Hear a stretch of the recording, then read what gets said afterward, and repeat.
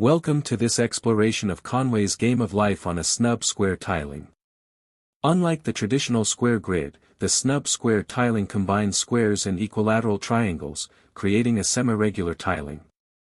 This adds complexity to the neighborhood interactions of each cell, as they now have more neighbors than in a standard grid.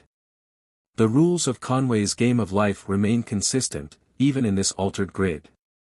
A cell will be born if it has exactly 3 neighbors, and it will survive if it has 2 or 3 neighbors.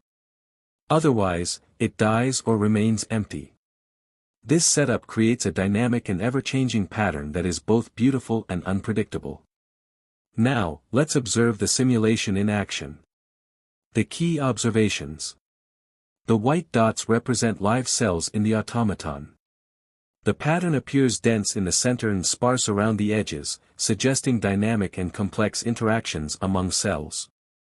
Unlike a typical square grid, the distribution of cells suggests a more complex underlying tiling pattern, fitting with a snub square tiling which involves squares and equilateral triangles.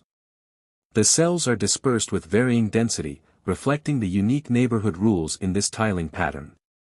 Clusters of live cells form intricate and irregular shapes, which is typical in cellular automata, especially when the grid is not uniform. The central cluster demonstrates a mixture of stable, oscillating, and possibly moving patterns, such as gliders, common in Conway's game of life. The complexity in non-standard grids.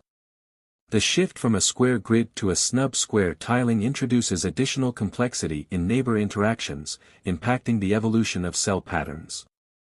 Even with the same rules as the traditional game of life, the altered grid can produce novel configurations and behaviors due to the increased number of neighbors and varied cell connections.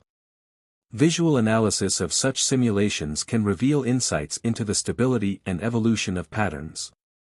Understanding the behavior in non-standard grids can extend the applicability of cellular automata in modeling more complex systems.